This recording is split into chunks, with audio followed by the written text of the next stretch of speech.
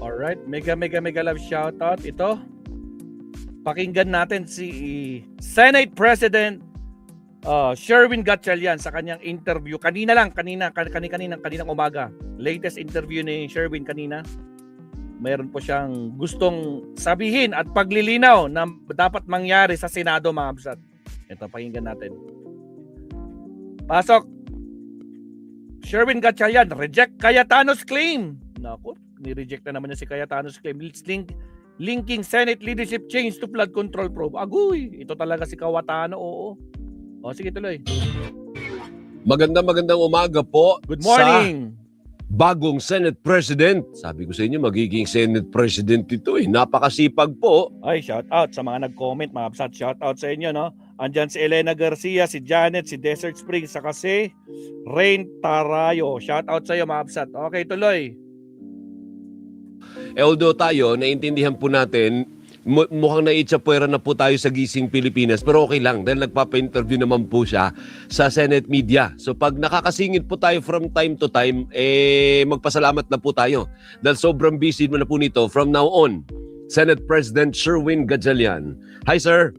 Good morning, Alvin, at magandang umaga sa iyo at sa ating mga tagapakinig. At pasensya na kasi this last few days, alam mo naman maraming nangyayari sa Senado. Opo, ay naintindihan po namin, inanunsyo ko naman po, importante lang po gawin ninyo yung best ninyo. O, pwede na yun, manunod na lang kami from the sidelines. Anyway, nagpapa-interview ka naman sa Senate media. Lahat naman ng stations represented sa Senado, Senator. Correct. Kompleto naman doon. In fact, pati yung mga online portals, yung mga major online portals ay represented din. Tama Opo, from time to time lang magtatampo kami pag hindi na pagbibigyan. Pero hayaan mo na kami. Pipilitin ko, Alvin. Alam mo naman, maaga ako nagigising. Opo, I know. Pipilitin natin. Unahin po natin yung latest, napanood ko rin ito sa social media, na ang Korte Suprema po ay hinihingan ng mga dokumento, ang Solicitor General. Ang sabi niya, dapat mag-submit ang Kamara at ang Senado ng mga dokumento related po sa budget ng mga nakarang taon dahil gusto nilang malaman paano nangyari o nasaan banda yung na nagdadagdag ng budget dun sa BICAM. Ang Senate President po ba ay magsasubmit dahil kayo na po ngayon yun? Yes, ready kami to submit. In fact, yung discussions ng budget process ng 2026, itong nakaraang taon, ay lahat yan nasa website ng Senado.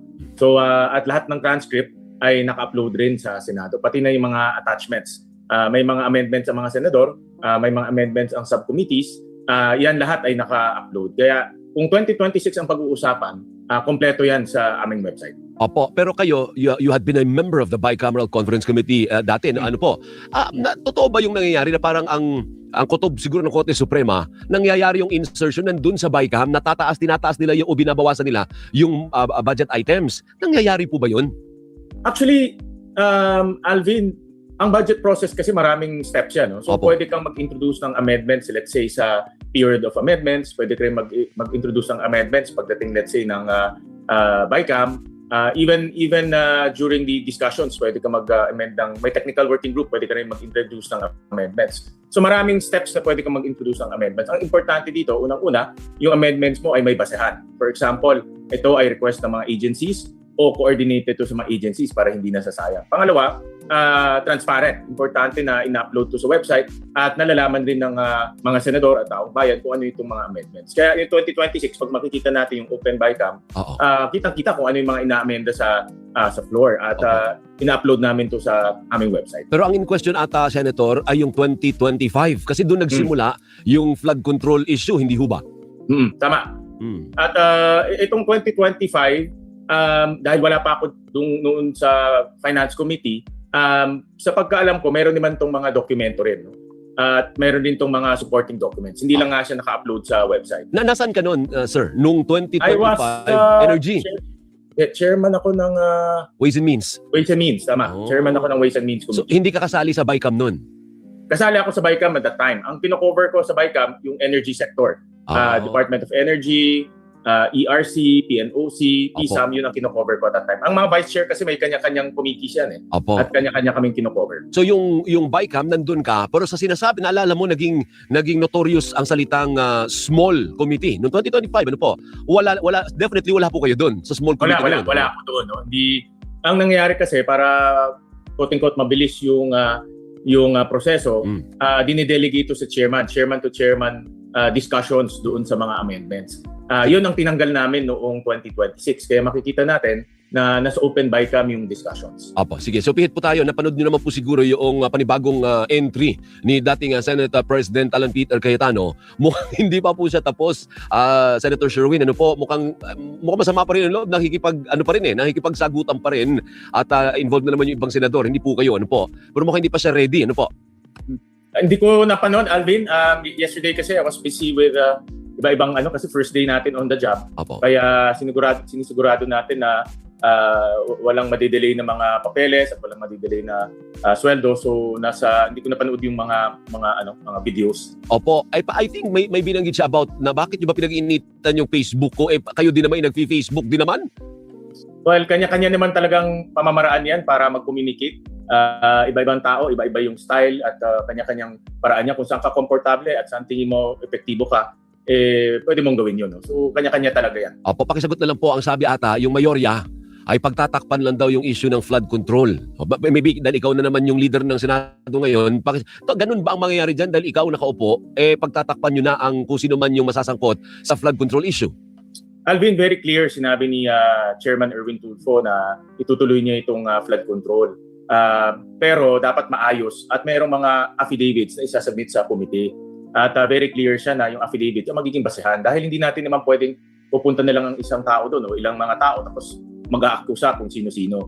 So, importante na meron silang mga affidavit na isasubmit, duly notarized at ito ang magiging basehan. At pangalawa, nung nagkaroon ng Blue Ribbon, yung si Senator Erwin, nagkaroon siya ng Blue Ribbon hearing, inibitahan naman itong mga 18 ex-bodyguards. Pumunta sila sa building, pero hindi naman pumunta at nag-attend ng hearing.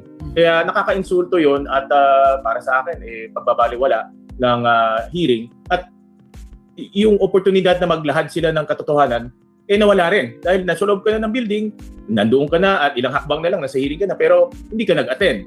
So yung oportunidad na magsabi ka ng totoo, nawala rin. No? So kung para sa akin, binigyan sila ng oportunidad pero sinayang nila. No? Sabi ko nga, dun sa aking speech, ang katotohanan, walang pinipili yan. Kakampi mo yung chairman, di mo kakampi yung chairman, di mo kilala yung chairman.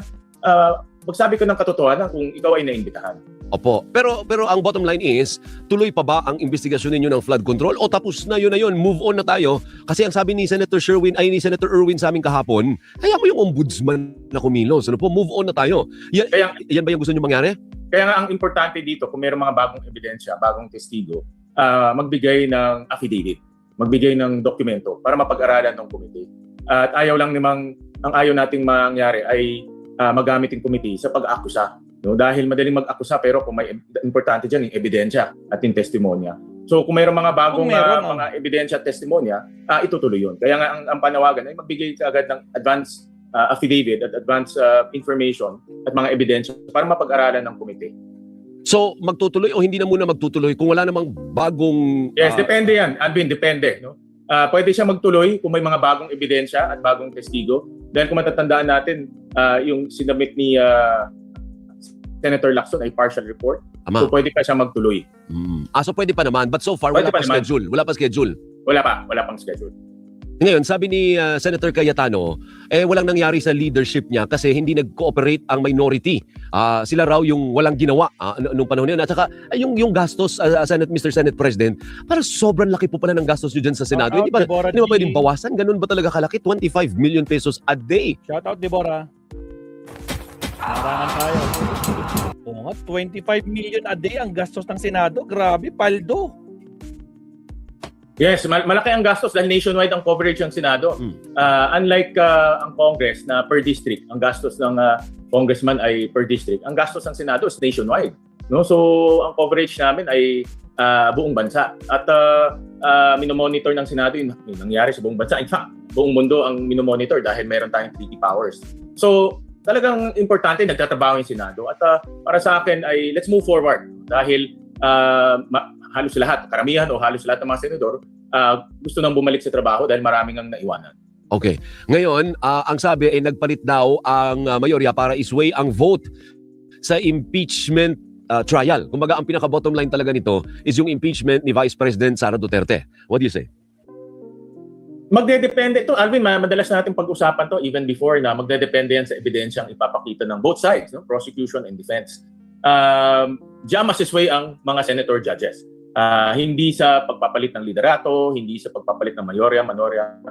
Ang importante dito ay yung ebidensyang ipapakita ng prosecution and also the defense. At nag-umpisa na yung pre-trial. In fact, tinitignan ko nga yung pre-trial brief. Ang kapal, no? 60 pages each side. At marami silang mga testigo na ipapakilala at maraming ebidensya na ipapakita. Yun ang pinakamahalaga. At yun ang dapat lumabas para makapagdesisyon ang mga senator judges ng tama at ng patas. Ay pero hindi pa po kayo nakakapagpasya kung si Senator Chis Escudero na nga ang magiging presiding officer. Kasi sabi ni Senator Ping, mukhang siya o siya ang gusto ng mayorya. Under the rules, Alvin, nakasulat doon, Senate President ang magpe-preside. Okay. Unless ang Senado ay pipili ng iba. No? So, sa ngayon, Senate President ang magpe-preside at magkakaroon kami ng caucus later on para mapag-usapan. Pero ikaw okay naman po kayo, Mr. Senate President, na hindi kayo magpipreside o igigiit ninyo? Hindi ako Senate President eh. Hindi ako dapat dyan. Pag-usapan natin. Pag-uusapan na lang sa grupo. Importante mapag-usapan. Importante naman sa akin ay sundan yung rules at mapag-usapan. Okay. Pero kaya nyo naman po kahit hindi kayo abogado. Kasi may ini-example ni Senator Ping, paano kung kailangan mo agad-agad mag-decide? Siyempre pag abogado, alam mo approve ba yan o denied ba yan o paano ba? Actually, Alvin, wala naman nakasaad sa Constitution, even in our rules, na kailangan abogado. In fact, ang gusto nga ng Constitution, mas simple, mas naintindihan ng taong bayan, at malabas ang ebidensya. Tandaan natin, hindi naman ito formal court na huwes ang namumuno. Ito ay impeachment court at sui generis siya. Ibig sabihin, parang kakaiba siya. No? At ang gusto nga ng Constitution ay gawin as layman, mas simple, mas naintindihan ng taong bayan para masundan ng mabuti. Dahil kung very technical siya, kahit na nag-aral ka ng mataas, hindi mo masusundan. Kaya kailangan simple as possible. Opo. Ngayon, dun sa issue po ng kung saan ibabangga yung 2/3, ano ang posisyon nyo dun? Kasi sabi nyo, sure na hindi makakadalo si Senator Jinggoy. Hindi naman nakikita si Senator Bato. Di lalabas 22 lang yun. Pag binangga mo yung 2/3 dun, 15 na lang yun. Hindi na 16. Ano po? Yan na. Correct. Ito siguro we have to distinguish. No? Nasabi ko na ito in the past. Nasabi ko na pag conviction, kailangan ng 2/3. Dahil malinaw sa ating saligang batas na kasulat doon, 2/3 of all members. So yun ang akin personal ko ito, personal opinion ko, yun ang dapat sundan. Paano yun? Paano yun, sir? Ang susundan yung sa conviction, kailangan ng 2/3 of all members. Of Nakasaad all? Yan sa ating, yes, of all members. Nakasaad yan sa ating saligang batas at personal opinion ko, dapat sundan itong nakasaad sa saligang batas. Kasi pag all, magiging 16. Tama po? Ngayon, Tama. pag all members present, edi mag-iiba naman po ngayon, magiging 15 na lang po. Diba? So, tingnan natin kung ano yung nakasaad sa Constitution at yun ang dapat sundan. Okay, sige. Ngayon, ano ang magiging klase ng liderato ni Senator Sherwin Gatchalian dyan sa Senado? Unang-una, kayo ba'y nakapag-usap na ni Senator Cayetano? Sabi mo kasi, kakausapin mo lahat eh. So, nakausap nyo na po lahat na minorya except for Senator Cayetano. Actually, marami na. Halos lahat na. Yung iba, nagte-text sa akin, nagko-congratulate. At sabi ko nga, let's move forward, let's work together. Marami ng mga members sa minority nag-text o nagpapadala ng congratulatory message. Nagpapasalamat ako sa kanila. Malaking bagay para sa akin yun dahil ang Senado hindi dapat may mayorya o minorya. Dapat umusad yan bilang isang Senado. Lalo na sa mga issues. Importante na mapag-usapan at mapagdebatihan ng maayos yung mga issues para maramdaman ng taong bayan. Hindi, si Gatchalian po, hindi naman po ito pala away. Ano po? Pero balik ako sa tanong ko, so lahat ng senador ay nag-congratulate na sa inyo except for former Senate President Cayetano. Hindi ko pa nakikita, hindi ko nabilang kung lahat, Sabi mo, ang dami mo. Wala naman akong checklist kung sino nag-congratulate o sino hindi. Ay, pero as far as you can remember, naalala mo bang nag-congratulate na sa iyo si Senator Alan Peter Cayetano? Particularly kay Senator Alan, wala pa. Wala pa. Have you reached out to him na ikaw na lang, sige na ikaw na magpakumbaba, tawagan mo na. So I'm pretty sure alam mo naman yung number at amuin mo na si Senator Cayetano. Sabi ko nga, Alvin, na lahat naman na ang aking pintuan, ang aking puso laging bukas. At sabi ko nga, marami rin tayong kaibigan sa minorya, kaya madali sa akin para makipag-usap sa lahat ng mga senador, no? Dahil nakatrabaho ko sila at marami tayong mga senador magagaling, seryoso sa trabaho at gusto lang nila magtrabaho. Sabay-sabay sa good vibes. New and improved Coffee Co Blanca, creamy as ever with New Zealand milk and So are you going to reach out to him or you will wait for him to reach out to you? basta Alvin, bukas yung aking pintuan at tanggapan para sa lahat. Okay, sige, hanggang dyan na muna tayo, partner. Thank you, thank you. Maraming salamat. Mag-hi lang sa'yo. Say good morning to Senator Kasi partner, mukhang matatagalan bago makabalik yan sa atin. Sobrang busy na nito. Oo nga. Mag-good morning ka muna kay Senator Sherwin. Senate President Sherwin Good Gatchalian. morning SP. At, Maraming salamat. Thank you. At mula sa kaibuturan ng aking puso, congratulations po. Maraming salamat. Doris. Ba't hindi mo sabi mo sa akin kanina, ang itatanong mo, ha? Ang itatanong mo tungkol sa love life ng Senate President. Sabi mo sa akin kanina, di ba? Alam ko na. Alam mo ba, SP? SP, nag-message, pareak naman po sa message ni Bianca Manalo. Mukhang Oo. proud sa iyo yung Bianca Manalo, SP. Forever will be proud. Nagpapasalamat ako sa kanya at of course sa lahat ng bumati. In fact, buong gabi nga ako nagre-reply sa mga bumabati sa atin. Nagpapasalamat ako sa lahat. Of course, Opo. malaking bagay yung pagbati nila. Yan. Hindi nila. Niya. Kasi si Bianca ang tinatanong natin, SP. Oo. Nagpapasalamat ako of course kay Bianca. At Ayan. nagpapasalamat din ako sa Pero- lahat. SP, di po ba kayo napipikon or kayo po ay Mukhang hindi naman siya kinikilig. Siyempre meron naman, hindi tao rin naman tayo. Oo. Nakikita din tayo once Hindi, in a meron while. pang isa, SP, meron pang isa. Senri. Kumbaga papalitan Pag hindi raw na ang nagpa-interview si Gatchalian sa akin, ikaw may kasalanan, Sabi ha? ko sa'yo, hindi ko nakakausap. Oo. Paano daw yung Senri o yung Risa Ontiveros at Gatchalian na Senator Sherwin? Well, of course, malaking bagay sa akin na ma-associate kay Senator Risa dahil Winry pala. isa sa pinaka-masipag, matapang at produktibong senador natin. Makikita natin sa special session, dami niyang natapos. No? Yung batas sa barangay health workers natin, isa sa pinaka-importanting batas natapos namin na special session. So, malaking karangalan para sa akin. Winry po pala, mali naman ako, hindi Senri. Win na win. Winry. Oo, Ang tawag, Winry. kinikilig kayo na may love team kayo, SP? Siyempre, kinikilig rin. Dahil na-associate ka sa isang magaling na tao. Ayun. Para namumula po kayo, SP. Kaya talaga. Maraming salamat. Thank you, thank you. Thank you. Sir, thank you po. From time to time, pagbigyan mo naman kami. Okay na kami sa hindi regular. From Oo time to time na lang, naman. SP, ha? Thank you po. Okay. Mabuhay ka. Salamat. Grabe na mga kabsat. Si Winry. Oh. Grabe. Ay, putragis, hindi pala ako nakikita. Oh, di ba mga kabsat? No? Winry. Sherwin at Risa sa 2028. Ay, Diyos ko Lord. Ako magbubuisit na naman yung mga karapata. At salamat din, no? Sa first interview ni Senate President. Oh, unang interview pa lang yan ni bilang Senate President dito sa DZMM Mapsat, no? So, may mga klinaro siya tungkol sa impeachment, sa proceedings, at saka sa mga rules na dapat gagawin sa presiding officer, at saka yung mga